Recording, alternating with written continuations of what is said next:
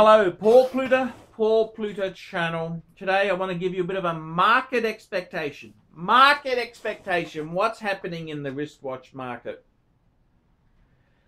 And I got to be completely honest with you. The market is fucked. The market is really, really bad. See, there's a number of factors at play. But market update 2017 May. Fucking hard. I tell you what, I'm in Australia. I've been to Singapore, Hong Kong, Bangkok. I've got connections in America, the UK, Europe. Very fucking hard market indeed. Now, what's happened is we've got governments which are saying things are okay. Unemployment is 4%, 5%. Try adding an extra 10% to that. I think that would be more realistic. They are fucking liars. Australia's had the resources boom collapse. And I gotta tell you the truth, it's filtering through.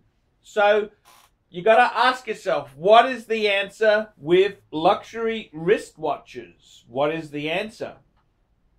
And the answer is simple. Fucking be careful. Be very, very careful. Rolex is defying everything. It is the blue chip of blue chip investments. Okay? Buy a Rolex and you can lose money on certain models, but you're basically okay. You buy a steel Submariner, you buy a two-tone Submariner, you buy a no-date Submariner. The gold one, you'll lose money. If you buy it retail, you will lose. Steel sports Rolex is the way to go. Rolex is rigging the market. They are artificially limiting supply of the new ceramic Daytona. That's all bullshit. It's a Ponzi scheme. The James Cameron Deep Sea, it's also limited because it's a Ponzi scheme. The new 43mm Sea Dweller with red writing, it's also a Ponzi scheme. This is all artificially rigged, artificially manipulated. Okay, because people want what they can't have. I mean, if you go out on a date and she takes her bra off and you're in bed, oh, that was good. No challenge. But the woman who is a bit harder to bed, you know, you try that bit extra. Same thing with the Rolexes. This is all artificial. I mean, they could churn these fucking things through no problem. I was speaking to a collector / semi dealer the other day, and then he said to me, he goes, you know, he thinks the reason they brought the James Cameron Deep Sea out was because the standard one wasn't selling too well. So, slight dial variation and presto, people are going crazy over them.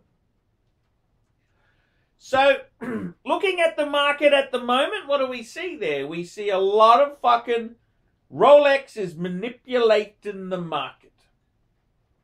Very much manipulating. However, there's some dangerous buys. We've got to remember, not all watches are Rolex.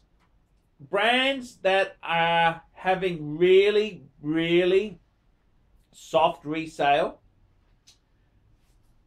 Panerai, the bubble has burst. Panerai used to be as in demand as Rolex. That is completely gone now.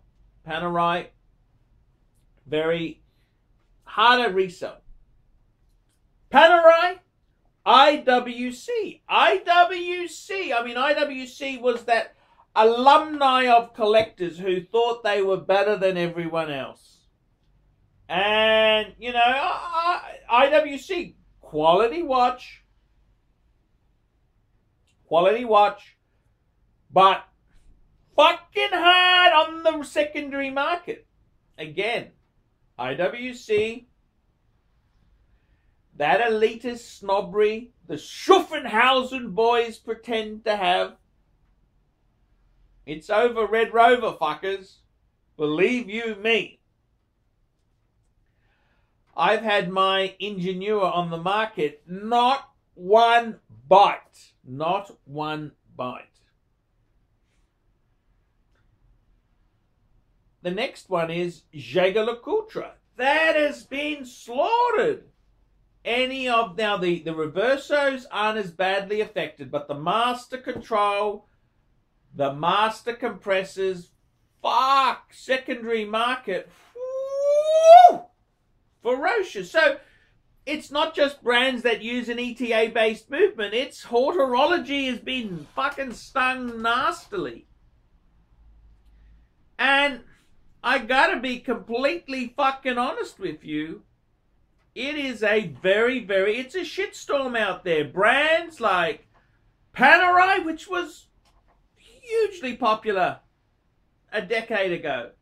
Panerai, IWC, Jaeger-LeCoultre, very tough. Now, that's not to say you shouldn't buy them on the secondary market. No, that's the place to buy. They're bargains. You got to do your homework, and you got to know what is a good price and what's a high price. And some of these brands you can pick up for half a retail. A really mint, nice example, half of retail, which it's not a bad buy. You wouldn't get that on a Rolex. So the honest advice is you gotta fucking go out there and see what you're comfortable with. But Panerai, IWC, Jaeger-LeCoultre, fucking tough. I mean, that's not to mention brands like Tag Heuer. They're churning them out. Tag Heuer's no longer, they used to be in the medium price range watches. You could always find a buyer. Well, getting harder. Tudor, that's right. Rolex's ugly stepbrother, Tudor has flooded the market with so many variations. They're getting, certain models are hot. The Black Bays are hot. The Monte Carlos are hot. They're hot. Try selling a Tudor Fast Rider Black Shield. Fucking hard. The Tudor has really flooded the market. So the less desired Tudors are going to be fucking hard to sell. Fucking hard to sell. It's fucking tough. Cartier. Oh, shit. Cartier's had a fucking huge knock. Anything from Richmond is getting fucking hard. Hard. We specialize in the repair of Rolex and Patek Philippe watches. We've been doing the same thing for more than 25 years. We have Rolex technicians certified by Rolex who actually used to work for the company for many years, like if we're doing the work on the factory. We completely disassemble the watch and we put it to work like brand new condition. When you get a pre-owned watch, it's like if you're getting a brand new unit. The only difference is the money. Other brands that are proving very difficult, Breitling, unless it's a Navitimer or a Super Ocean Heritage, don't even think about it. It is fucking tough out there. Chronomats, Avengers, the market is soft as dog shit. Interestingly enough, even the brand like Patek Philippe, second-hand market is going to be very tough because they're so expensive. How many buyers for $20,000 plus watches do you think are out there? This is the big problem. The market is savage. We're seeing big problems. The Chinese, they've slowed down. You are seeing many retailers in Hong Kong, Singapore, Bangkok, absolutely chock-a-block with stock. Doesn't mean they're discounting. That hasn't evolved yet. They're still trying to get top whack. They're living in denial. They are living in denial. They're living in a fool's paradise. The market is very savage. Patek Philippe has been releasing high-end complications for a long time, and the market can only absorb so many of these pieces at a time. The collector watch bubble is on the verge of bursting. It is on the verge of bursting. It's like that pimple on your forehead. You squeeze it, it pops out with a nasty, gooey liquid. The collector watch market is in big trouble. We are seeing Asia is in turmoil. The Chinese buyers are very, very reluctant to spend Bitcoin. The Chinese government is putting in place measures to stop the easy flow of money out of China. Okay, so it's getting very hard.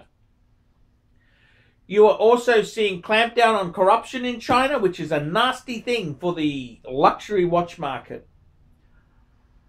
You have got big uncertainty in China. America, a lot of states in America are suffering. You've got this uncertainty. You've got Trump at the wheel. He's doing his best, but it ain't easy. It ain't easy being president. A lot of uncertainty in the American economy. Europe, look what's happened in Europe. The Brexit, absolute disaster for Europe. England wants out. France has had two extremes lead in the polls. You got big troubles. There are big troubles in the world. And my advice is stick to the iconic models. Buy Rolex. Rolex Steel Sports on the used market. That is what you should do. And if you're in doubt, should you buy a piece or not buy a piece? Don't. Keep the money in the bank. The market is fuck this. Fuck this, fuck die, from the Latin meaning absolutely fucked. I'm Paul Pluta on the Paul Pluta channel, giving you a market wrap, fuckers. Market wrap. Make America great again. Fuckers.